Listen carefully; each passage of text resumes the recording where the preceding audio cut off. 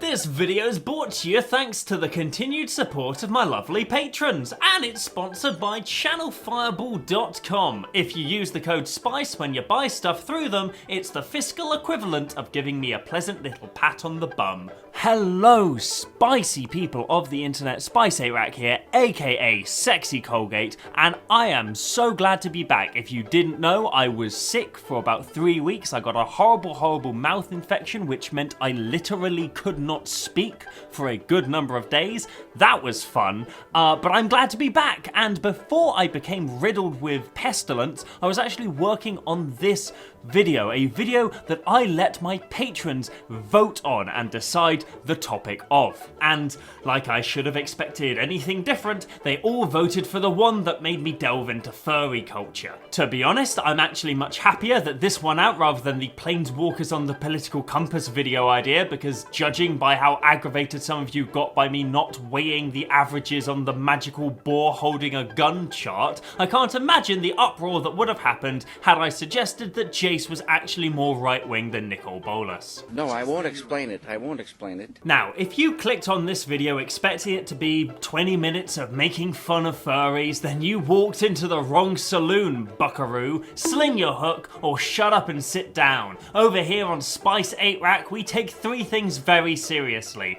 love, respect, and the workers' democratic ownership of the means of and fun. There are a whole multitude of canonical planeswalkers in Magic the Gathering, but for this video, I'll only be touching on those that have seen their own printings in the game. Yes, I know you are all hoping for me to give a detailed breakdown of why Commodore Guff's Fursona would be a kangaroo, but you'll have to wait until my planned Commodore Guff standalone video, which is currently sitting somewhere in my schedule between my Mill vs Discard essay and my Why I'm Quitting YouTube No Clickbait Apology video. Now, to begin this process, I did some research into how one creates a Fursona, as well as consulting with a group of real-life furries as to avoid any pitfalls and to help break through my own mental deadlock. Shout out to Corza, Ehksidian, Lynneiah, ChiralWolf, and Vexwerewolf for helping me make this bizarre video and for helping me skirt around any potential furry fur paws. That was a faux pas furry pun. Also, if any jokes in this video don't land, they were furry edits and not mine. I'm throwing you all immediately under the bus. Thanks for helping me make this video. My main takeaways from this research were that, firstly, one's Fursona can be anything, from your favourite animal, to an animal you feel best represents you, to an animal that best represents a character or characteristic that you want to embody or strive for. You also don't need to have a Fursona to be a furry. I meant fursuit. You kind of need a Fursona to be a furry. You don't, it's the fursuit. God fucking damn it. You also don't need to have a fursuit to be a furry. It's not a requirement, nor is it an end goal for many furries. Also, any animals are on the table, although they do fall into distinct subcategories, such as reptile Fursonas, which are adopted by a group called Scalies, who frankly missed a trick in not going with the much funkier name Sneeple. And lastly, one's Fursona can develop and evolve. If you start being a furry as a cat and later find out that you're better represented as a sloth, there's nothing wrong with transitioning from one to the other and so on. Now, because we're already discussing fictional characters, many of whom do not have canonical favourite animals, step it up, Mr. Kelman. I want a list of Tamio's top 3 mammals on my desk by yesterday. That peaked awfully throughout that entire dread. I don't even know what that accent was. As such, I'll be assigning Fursonas based on what animal best suits both the character and aesthetic of any given planeswalker. I'll also be taking into account any character development that may combine 2 different characteristics for animals, and I'll also be including the fauna from around the multiverse of Magic, seeing as much as we draw on our own animals for artistic inspiration, the denizens who populate the planes of the multiverse would do the same for their native species. That all out of the way, come with me now as I, a person who knows literally nothing about furries, gives every planeswalker in Magic the Gathering their own Fursona. How hard can it be? Alright, who is the first planeswalker alphabetically? Oh. Ajani. Ajani Goldmane is an anthropomorphized 7-foot loving and caring white lion. He is already so heavily a furry that the only conceivable recourse within this format would be to give Ajani a human Sona, and considering that Gideon Dura is effectively a shaved Ajani, I think Ajani's human Sona would be that of a charming Therosian fisherman. Alright, that's the tricky one out of the way. Let's move on to an easier planeswalker who is next on the list. Son of a bitch! Angrath. Okay, if we're being consistent, then yes, Angrath also qualifies for getting a human Sona as opposed to a Fursona, but I think if I did that for all of the animal-adjacent planeswalkers that we have, this would be an exceedingly boring video. So as such, we're gonna give him a Fursona. Now, he's grumpy, parental, prone to violence, and holds a notable disdain for the status quo. All things that are perfectly captured in both the animal and the character of Mr. Badger, a stubborn git who hates visitors and who wields a fucking shotty in this British children's book, Wind in the Willows. Angrath's Fursona would be a badger. Aminato. Oh, good, it's a human, thank the Lord. This is going to be a bit of a short one because annoyingly we just don't know that much about Aminato, aside from her apparent affinity for moths and butterflies. That being said, the humble glow moth both fits into her fuzzy insect aesthetic, but also in her flickering ability. Maybe she could make a cute felt moth head and then duct tape some flashing fairy lights onto it or something. Okay, that was easy. Sweet. Let's keep this non-animal streak going with our next planeswalker, Arlen Cord. Oh, for fuck's sake! Cord has attained the furry's dream of being able to, at will, transform into a real version of her Fursona. She has, you might say, achieved the Philosopher's Stone of furries. The Furlossofurs Stone. Oh, God, that... Oh, what happened to my voice there? Ashiok is a real tricky one because the Nightmare Weaver is such an unknowable entity, from Ashiok's absent face to the Planeswalker's cryptic goals. However, we can draw some aesthetic parallels between Ashiok's magic and minions and that of an ink-spraying squid, or even a horned octopus, some terrible, unknowable beast from the depths of the sea. And the depths of your dreams would be Ashiok's Fursona. Basri Ket. Our newest planeswalking pal, Ket was a devoted paladin under Amonkhet's Orchestra, even using one of her arrows as the base of his weapon. Now, I know I said we don't know many planeswalkers' favourite animals, but Basri obviously has a deep love for Orchestra, and I believe he would attempt to mimic her visage in his Fursona, that being of whatever cat the Orchestra is supposed to be. I don't know cats that well. The Egypt cat. B.O.B. or Bevy of Beebles. As you might imagine, I had a whole host of issues working out what the fuck these walking disembodied testicle monsters could choose as a Fursona. I first thought of one of those furless skin cats, one of the representatives of the Council of Fur that I organised to help me out with this video suggested lemmings, but another suggestion came attached to some lore. One of the furry council people had done some digging to find out what on earth a Beeble even was, and found that they were creatures summoned by Tellurian wizards as easy to replicate test subjects for experiments. I really enjoyed their suggestion of Bob's Fursona being that of a frog, which you might encounter in a GCSE or 10th grade science class. Is that about right? How do grades work in America? I don't bloody know. Anyway, Bob is a series of horrible frogs. Calyx.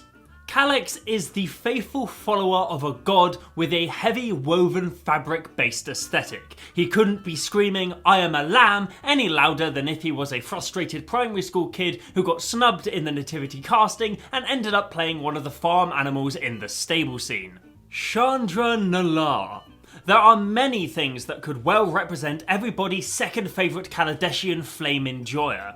Always in our hearts. Guy pictured in Reckless Fireweaver. Chandra could be a phoenix, a dragon, a this thing, but I feel like the ultimate Chandra Fursona would have to be a full-body reimagination of Chandra's Firecat, a playful but ultimately dangerous beast that could and will kill the fuck out of you and everyone else within a 50-foot radius. Dak Faden. It may just be because I'm rewatching Disney's Robin Hood in lockdown, but Dak Faden just screams fox to me. He's a sly thief who even has his hands stained a similar colour to that of foxes. This categorization may seem incredibly short, but I honestly feel so strongly about this being Dak Faden's Fursona. Saying words like that in that order is what I do for a living. You know, maybe society is doomed. Duretti! On top of being the only good planeswalker, fight me, Duretti is also the only goblin planeswalker. His backstory is a fraught one. Being a goblin in the Artificers Academy of Paliano brought him into contact with the horrendous bigoted abuse of the upper class. After a lab accident destroyed his legs and ignited his spark, Duretti returned to aid in the revolution against the unfair, unelected rulers of the land and its establishment. As both a diligent worker and vicious adversary, Duretti's Fursona would be that of the emblematic creature of workers around the world, the bee. Productive, cooperative, but also very willing and able to murder their own queen should the time come. Davriel Kane. From humble accountant to parasitic landowner, and that's not actually a landlord joke, he literally has power absorption magic, I'm allowed to say it. I'm allowed to say it anyway. How does speech work? Davriel's Fursona would almost certainly be some kind of regal feline, but also one of those furries who invests in like a robot mask with an LED display or something, going all out with purple coloured mist that may or may not be grape flavoured vape. Oh, it's Domri Raid! He's small, he's angry, he's surprisingly effective at what he does until he's very suddenly not. Folks, believe me when I say that this was the easiest pick of the bunch. Domri's Fursona is the mighty Brushwag. Dovin Barn! Much like Dovin, otters are sleek, intelligent problem solvers who much prefer water to fire. Dovin's Fursona would be some kind of sky blue otter with a monocle whose face is crafted in such a way to constantly be displaying that lopsided grin that is beloved by scampy Pixar protagonists and weird YouTube regressives alike. Elspeth Tyrell. Elspeth. Fuck. How the fuck do you say her surname? Shit. Elspeth is probably the most unlucky planeswalker in the canon of the multiverse, and I am including Domri Raid and Gideon Jura on that list. She was a Phyrexian prisoner until she was 13, then watched her adopted homeplane of Bant be consumed by the monstrous hordes of Grixis, then she fought alongside Koth and Vensa, failing to stop the Phyrexian corruption of Mirrodin, then she fled the plane and ended up on Theros, where she was coerced into serving Heliod, who then killed her the moment she outlived her usefulness. Oh, and she accidentally killed the closest thing she had to a boyfriend, and then the book that was supposed to detail her dramatic and triumphant reunion with him never came out. Now back from the dead and having defeated Heliod in some yet-to-be-disclosed manner, I feel like the best animal who represents Elspeth's lack of luck and propensity for escaping death is that of the white possum, a nervous furry friend whose major defense mechanism is pretending to already be dead. Estrid.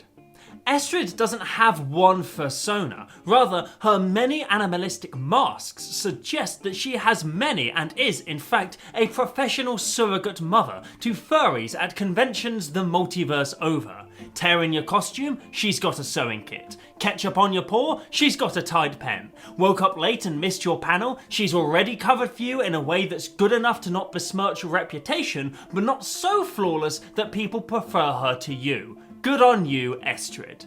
Freyalise. How do you properly represent the elegance and grace of Lanoir's green expanses alongside the devastating wrath of those same forests' might? Easy. Deer with an eye patch. Bam! There's even a deer in the artwork, proving my design. But hey, that's just a theory.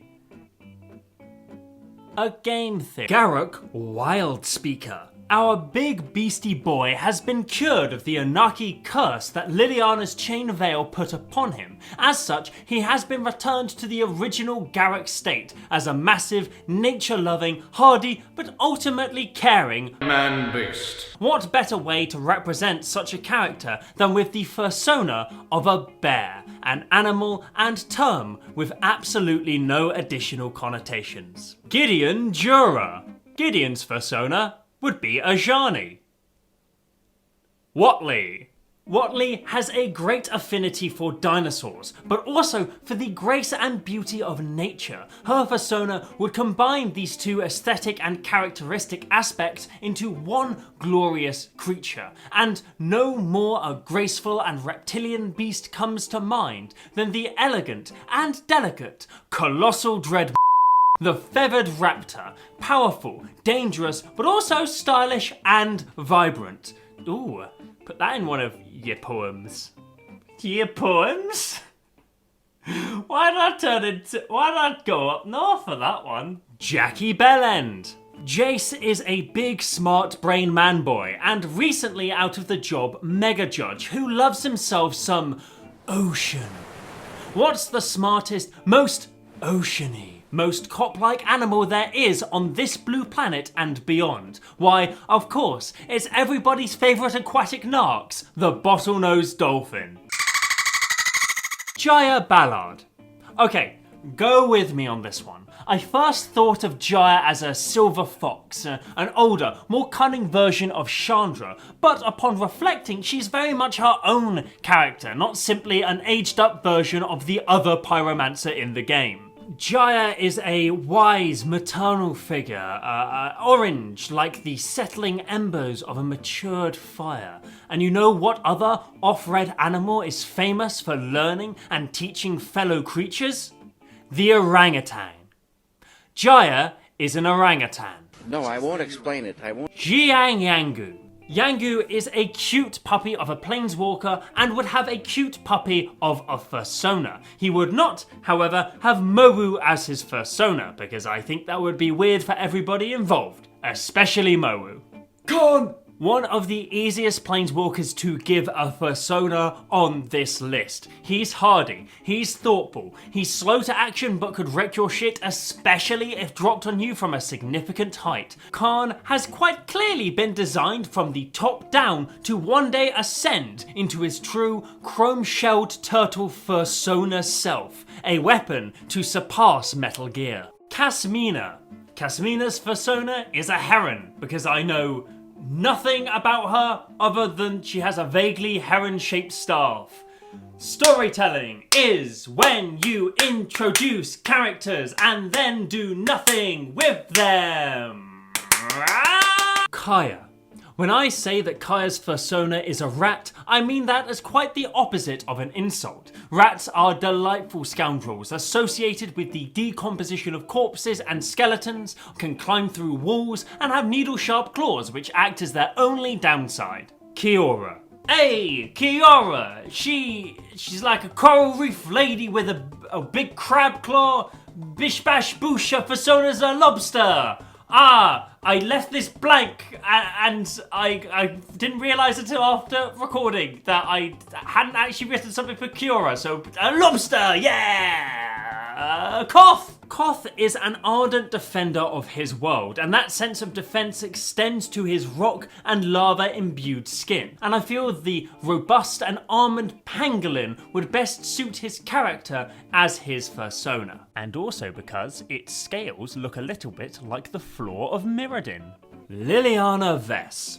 As one of the members of my Council of Fur pointed out, Liliana routinely brings her friends things she's killed as helpful gifts. Aloof, regal, and fond of the macabre as pleasant presents, Liliana's Fursona isn't a black house cat. Liliana herself is a black house cat. Lord Windgrace.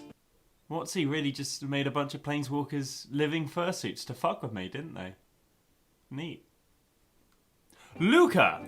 Oh, Luca's already a furry, you may think. Look at how he pets his Patagia tiger. Look at how he's friends with it. Look at how it's in most of his art, right next to him. Surely his Fursona would be that of a Patagia tiger, right?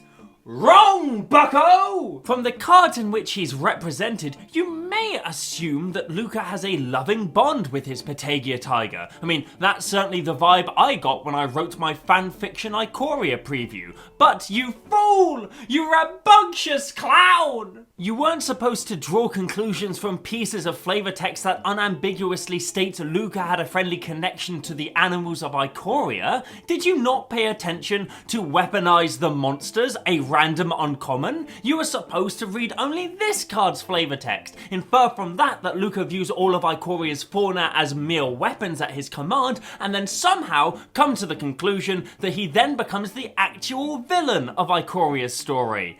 Remember when reading the cards explained the story? Wizards of the Coast certainly doesn't. As Ryan Gomez over at Magic Arcanum points out, never once in Sundered Bond does Luca even give his tiger a name, let alone call it a friend. He sees Ikoria's monsters only as weapons for him to utilize, and as such, I feel the vicious, uncaring, and utility-heavy Manticore is a more appropriate fit for Luca. The Swiss bastard knife of monsters, a Manticore is defined by its tiger-like body and vicious barbed tail. But is this Luca's real Fursona? Well, you'll only know for sure if you pay me £2 a month via Patreon and access my Patreon Discord to find out the real canonical answer. Because I don't care about narrative consistency and accessibility, I only care about how much money I can wring out of you as a consumer. Moo Yangling. Peacock? She likes air and has a peacock associated with her. Look, there are quite a few planeswalkers that have little to no characterization. Give a man a break. Oh, and also, I decided that Luca's Fursona is a penguin. I was only joking about the Patreon thing. No, I won't Nahiri. Nahiri is a pure white, rage-filled and unrelenting core who can survive any hardship and who has an affinity for stone. If you think Nahiri's Fursona would be anything other than a mountain goat, you are wrong and need to stop playing Magic the Gathering. You are obviously terrible at the game. Narset. Narset is another planeswalker who's seen several recent printings in Magic the Gathering's most recent sets, and, as you may have guessed, hasn't received any additional character development since her introduction. As such, I honestly feel that an Ajutai dragon is the best representation for her character. A graceful, knowledgeable, hungry teacher with a deadly fighting style and an implied ability to fly. I'd like to go more in depth, but the narrative won't let me. Woo! It's Nicol Bolas, baby!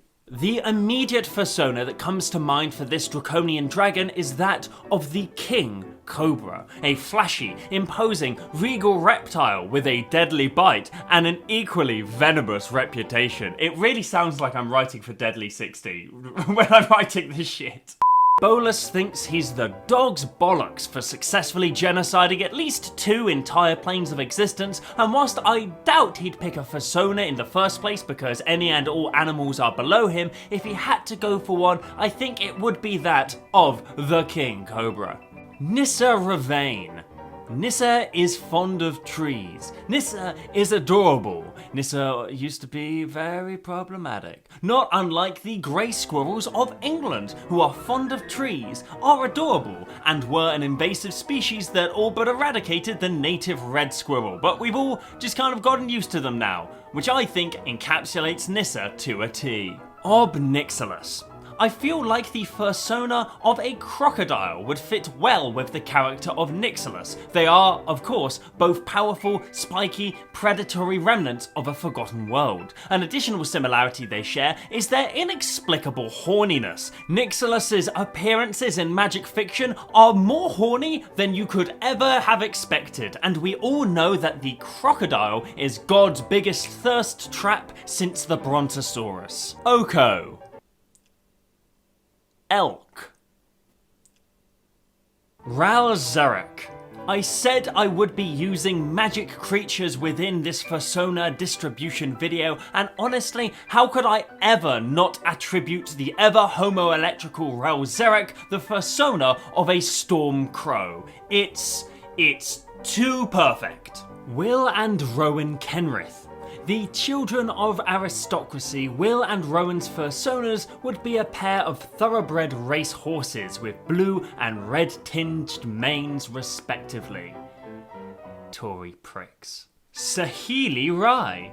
Saheeli is an interesting one because while she does appear to have a notable love for tigers, so much so that her first appearance in the game was completely broken by the simultaneous existence of her and a single cat, she also has a tendency to create delicate flying contraptions. The humble Thopter springs to mind when considering the iconography of Saheeli, and for me, the animal that comes to mind when I imagine a Thopter is a hummingbird. Hummingbirds also come in a great range of different colours and plumes, which I think look remarkably similar to the iridescent tinges on the tips and accents of a lot of Saheeli's inventions. Just beautiful, bloody zippy bastards. Oh, I love them a lot. Oh, I love a hummingbird, I do.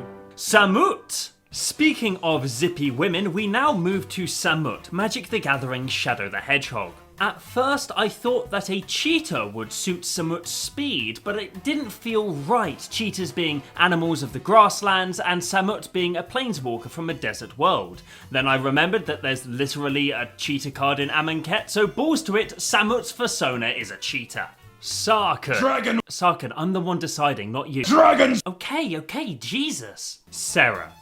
I left Sarah's Fursona space intentionally blank on the communal Google documents that I was sharing with my Council of Fur, hoping that their lived experience and years of understanding furry culture would come in useful and that they would suggest the perfect Fursona for the character of Sarah. When I came back to that Google document to review the suggestions from the council a few weeks later, they hadn't added anything. So I ended up going with the only suggestion that I could think of, which is that Sarah's Fursona is a fluffy and white Jersey cow. Why? Because they're angels. Sorin. Now, I thought Sorin as a vampire would have a bat Fursona at the start, as that's kind of what the vast majority of vampires do anyway. However, a bat seems too low for the Grand Warden of Innistrad. Instead, I believe he would select the Fursona of a grey wolf.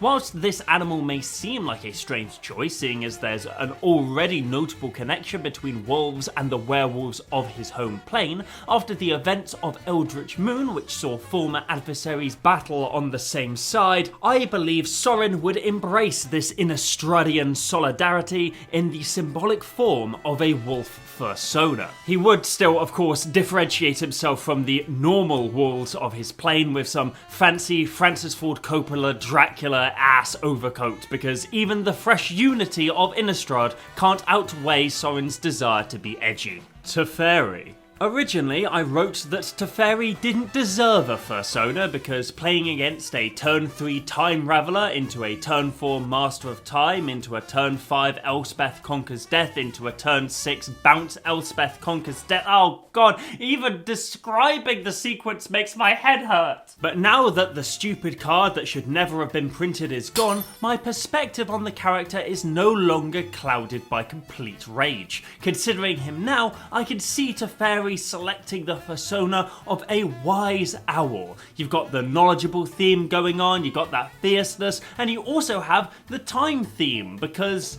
they're nocturnal. Look, I'm still pissed at Time Raveler, alright? Teferi's an owl. Deal with it. Teo. Another desert dweller, although much less a hunter and much more a baby. Teo would be some kind of desert shrew, able to avoid harm, but still a wee and squishy character. I would love to go more in depth with this decision, but again, WotC decided that giving a brand new character any time to develop in-game outside of 2 terrible books was just the wrong idea. Tezzeret. Robot! Magpie! And if you tell me anything different, you're fucking wrong! Wanderer. The only confirmed thing we know about the Wanderer, apart from of course her being Emrakul, is that she's really good at decapitating people. You know what white, graceful animal is also really good at visiting harm upon the extremities of foes? The mighty swan. Not only would this Fursona come with the great name the Swanderer, but it's also a very apt animal to pick. Remember, a swan can break a man's arm with its neck. Tibbled. I envision Tibbled's Fursona to be that of a bright red bulldog with a spiked collar and devil horns. Whilst bulldogs are not inherently violent by nature, Tibbled's Fursona would play into these horrible preconceptions and revel in them. Tibbled would also be the kind of dickhead who really plays into the fact that his Fursona is an oafish miscreant long after the novelty has worn off. And if you ever confront him about it, he'll get in a piss with you for making him break character. Don't be like Tibbled. Ugin. Ugin's Fursona would be that of a ghost giraffe. Oh, for God's sake, look, I've already told Sarkhan that this is not how it works. Ghost giraffe. Wait, hang on, why do you sound like Ryan Gomez from Magic Arcanum? I am Ugin the Spirit Dragon, and I demand that my Fursona be that of a ghost giraffe. Jesus, okay, dude, fine, chill. Urza. Urza is a deeply self-important and destructive man. He simply screams, my Fursona is a golden dragon, with both his affinity for the flying lizards and his general perception of himself as the most important and wise being of the land. You're a dickhead, Urza, you picked your Fursona for all the wrong reasons, nobody likes you, and I'm glad you're dead. Vensa. This David Tennant looking handsome boy sacrificed his life and spark to save his friend on Mirrodin, which makes him the second best planeswalker to do that exact thing. As a portal mage of sorts, I feel Vensa's Fursona would be that of a rabbit or hare, a zippy wee fluffball famous for its abilities to disappear and reappear through pleasant meadows. Vivian Reed. Vivian is a really hard planeswalker to pick a Fursona for because she has an affinity for literally all animals, great or small. I first thought she'd pick a Nessian Game Warden as her Fursona, but a lumbering beast didn't really sit well with Vivian's energy and tenacity. I found myself much more drawn to the idea of her Fursona being a Hydra, a many-faced green-based beast both known for its ferociousness and its great variance between planes. Potentially Vivian's Hydra would have one snake head, one elk head, one shark head, one bushwag head. You know, you get the horrid picture. Vraska. Now, Vraska's Fursona would be an easy shoe-in to be some kind of snake person, but I have a different hypothesis. Vraska has had a change of heart of late. She's grown as a character, and just as some furries grow out of old Fursonas into new ones, I believe that Vraska would have shed her proverbial OG snake sona to adopt a new one. Now, come with me on this. What animal is both venomous and loving? Soft, yet dangerous. Regal, yet playful. That's right, Vraska's new Fursona couldn't be anything other than the noble and fearsome Platypus, and I will be taking no further questions at this time. Wrenn and Six. Wrenn is a dryad planeswalker who planeswalks with her tree companion. However, she often loses her companion either through duels or in transit through the blind eternities, and Six is her, you guessed it, 6th treefolk carrier. I see that Wrenn is an incredibly creative namer of things. Now, whilst the obvious Fursona choice for Wrenn would be some kind of fire squirrel, she does very much live in a tree, I much prefer the idea of a fire beaver, a symbiotic being who both lives because of and yet routinely destroys trees and wood. Xenagos.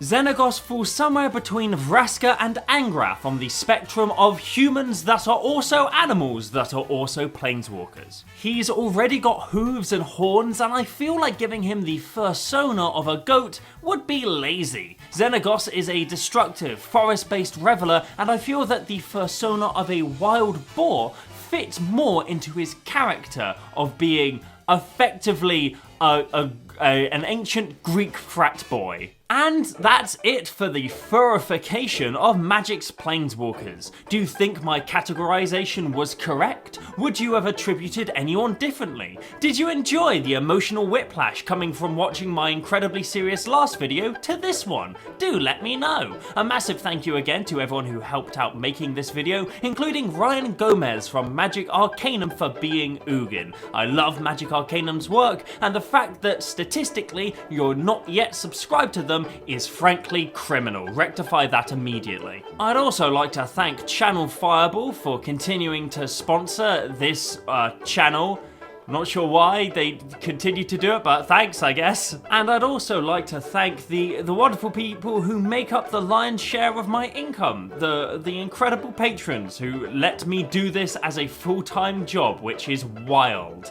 So a massive thank you to Seventh Guest, A Fool of Five Colors, A Gay American Couple, Ace of Heartsu, Adam Gable, AJ Ingram, Alex Berman, Alex Flynn, Alex Wood, Alice Paralis, an alt-right sleeper agent who gives money to communist Booker Idaka, an Umbreon Pastry, Anthony Baker, Anthony G. Reap, Bambi Roper, Ben Pike, Biscuit Blade, Blake Evers, Bradley Rose, Brian Dunn, Bro Yoti, Bruno, Captain Colostomy, Carl Comstock, Chase Beard, Chris DeVos, Cloud Chaser Kestrel, Conflicted Sykes,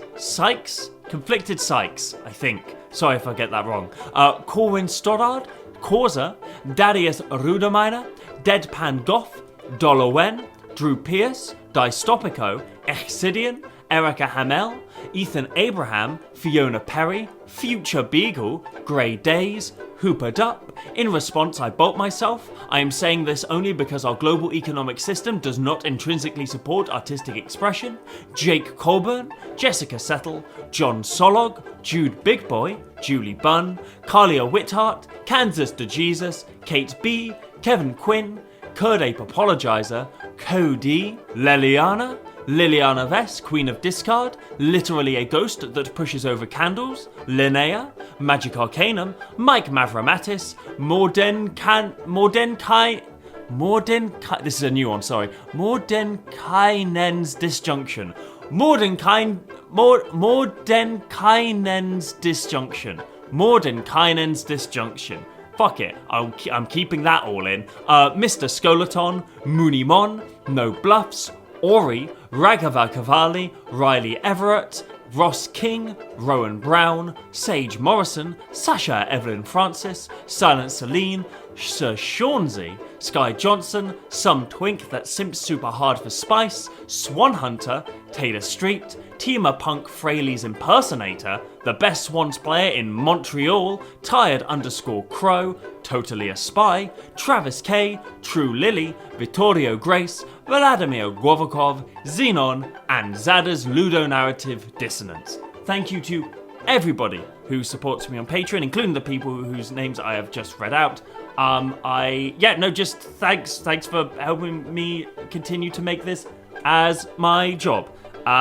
It's wild that this is what I do for a living. Thank you all so much for watching, for supporting me, hope you have a really wonderful day. Thanks again to Channel Fireball for sponsoring my stuff, and as always, stay spicy.